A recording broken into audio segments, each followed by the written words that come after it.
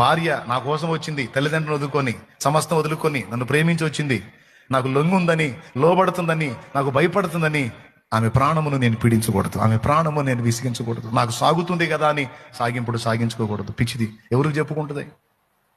ఎవరికి చెప్పుకుంటుంది? నేనే కదా ఆమెకి దిక్కు.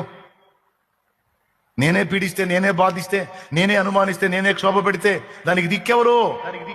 దీనురాలు పాపం.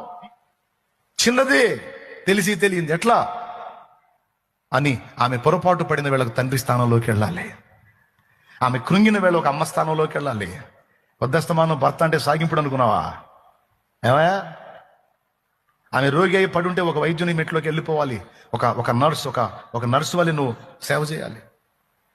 ఎందుకంటే నీ కోసం వచ్చింది సమస్తం వదిలిపెట్టి.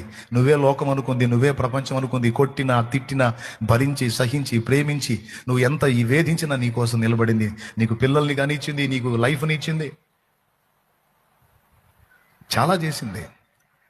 తల్లి చేసే సేవ తల్లి చేస్తే, భార్య చేసే సేవ భార్య చేసింది నాయన. కాబట్టి ఏముంది దాని బాగుందా, దానికి ఏముందని అసలు మనిషే కాదన్నట్టు నువ్వు ఆలోచించొద్దు. ఆమె ఒక రాయి అన్నట్టు ఆలోచించొద్దు. ఆమెకు ఒక హృదయం ఉంది, ఆ గుండెల్లో కూడా ఒక వేదన ఉంది. అది అర్థం చేసుకోవాలి, దగ్గరగా తీసుకోవాలి, మాట్లాడాలి, మనసు విప్పి మాట్లాడాలి. ఆమె ఓపెన్గా అన్ని చెప్పుకునేంత స్వేచ్ఛ నువ్వు ఇవ్వాలి. గుర్తుపెట్టుకో. బాధించొద్దు, ప్రాణాలని బాధించొద్దు.